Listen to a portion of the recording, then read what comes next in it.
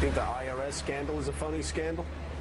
I think what we've seen is inappropriate activity that the president came out and forcefully said he would not tolerate, and that he installed somebody at the IRS to take care of. What we have seen from Republicans is cherry-picked information based on investigations that turns out to be only one side of the story.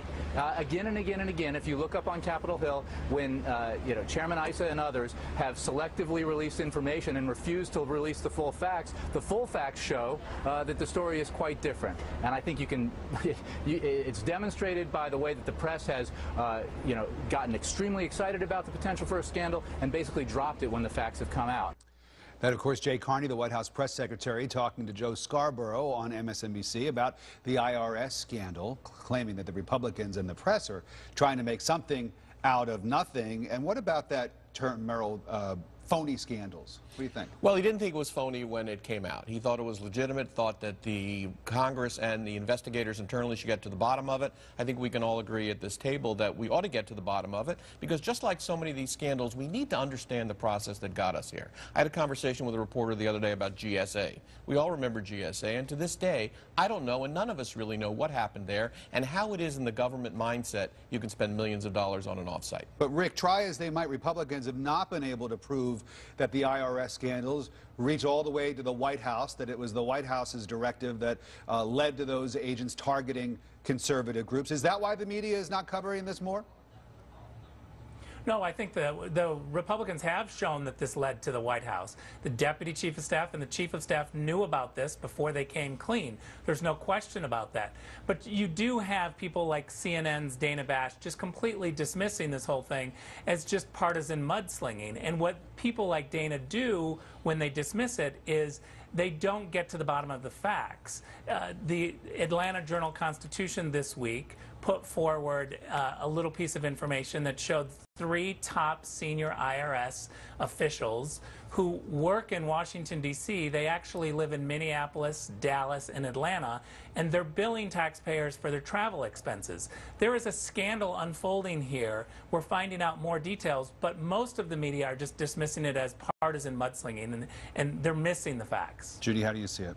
I totally agree that the media have not been on board here, and I want to salute Peggy Noonan for not only sticking with this story and trying to find out, as Merrill said, what happened, but also explaining it in a clear way that shows that there was White House involvement. There seems to be.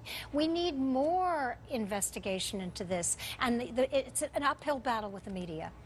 I wonder, though, Jim, if there isn't a problem, though, with labeling things as scandals when maybe they're not scandals. I mean, I think that everybody has sort of gotten scandal fatigue over the years, so they question, well, okay, you're calling it a scandal, but you're a politician, so of course you're going to call it a scandal.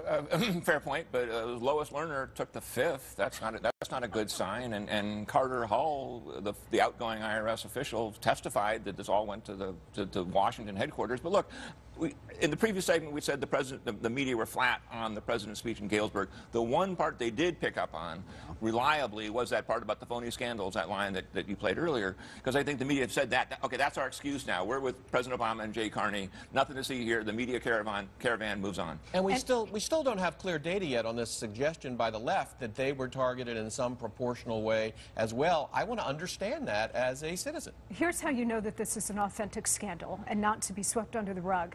President Nixon, Article 2 of the Articles of Impeachment against Richard Nixon was just the simple fact that he talked about and suggested the potential use of the IRS against 1 or 2 political opponents. In this case, the IRS was actually used not just in elite versus an elite way, like Richard Nixon or Lyndon Johnson and the Kennedys versus 1 or 2 elites who opposed them, but the IRS was used against broad sections of society. That's what makes this potentially the most dangerous scandal in U.S. history. And the idea that last week when we got all these new revelations, according to Brent Bozell and the Media Research Center, the major broadcast networks spent 1.5 minutes on that when it's going right to the doorstep of the President of the United States. Only CBS covered it 1.5 minutes versus 3 full days of coverage on the royal baby. That tells you where the media is. Don't jump ahead. We have the royal baby coming up later in the show. Judy? No, but we had Richard Nixon actually involved in a cover-up. There's been no suggestion that I've seen here on the IRS, the article of impeachment against Nixon was merely that he suggested, not that he went through with it. It never happened. In this case, it actually happened. But you can't even say that with respect to And that's what I was referring to earlier. Yes. President Obama himself That's right. has not yet been linked to any of this. We've got plenty more straight